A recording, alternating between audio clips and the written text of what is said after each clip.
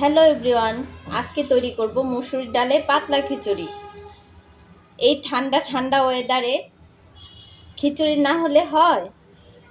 তার জন্য আমি চুলায় একটা প্যান বসিয়ে দিলাম, তাতে পরিমাণ মতো তেল দিয়ে দিব। এখন দিয়ে দিব 4টি শুকনা লঙ্কা আর 2টি তেজপাতা আর একটা দারচিনি এলাচ ভেঙে দিয়ে দিব। এখন আমি দিয়ে দিব সামান্য পরিমাণ পাঁচফোড়ন। পাঁচফোড়নটা ভাজা হয়ে গেলে কেটে রাখা 2টা ছোট সাইজের পেঁয়াজ দিয়ে দিব। পেঁয়াজটা লাল লাল করে ভেজে নেব।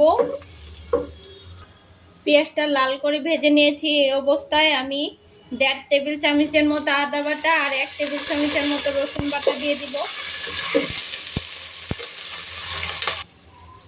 এখানে আমি হলুদ, মরিচ, জিরা, ধনিয়া 1 টেবিল চামচের মতো নিয়ে নিয়েছি। সবগুলো একসাথে কষিয়ে নেব। সামান্য জল দিয়ে দিব।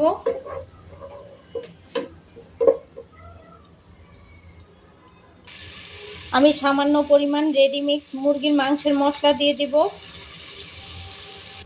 ডাল আর চাল ধুয়ে রেখেছি, এটা আমি মশলার সাথে ভেজে নেব।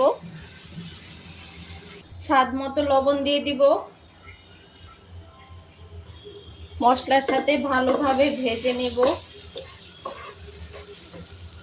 এখানে আমি ফুটন্ত জল দিয়ে দিব পরিমাণ মতো।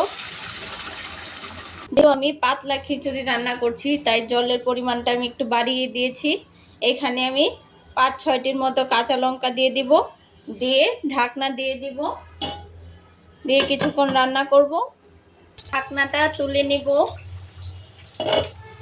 দেখুন চাল আর ডাল কত সুন্দর সিদ্ধ হয়ে গিয়েছে। যেহেতু আমি পাতলা খিচুড়ি রান্না করব, এর জন্য একটু পাতলাই থাকবে। আর একটু ঢাকনা দিয়ে দেব। ঢাকনাটা তুলে নিব। দেখুন আমার খিচুড়ি রান্না হয়ে গিয়েছে। এখন আমি একটি প্লেটে বেড়ে নেব। ঠান্ডা ঠান্ডা বৃষ্টির দিনে এরকম একটা পাতলা খিচুড়ির সাথে ভাজি কার না ভাল লাগে। আপনারাও চাইলে বাসায় তৈরি করে ফেলতে পারেন আমার রেসিপি অনুযায়ী এরকম পাতলা খিচুড়ি আর ভাজি। বাই।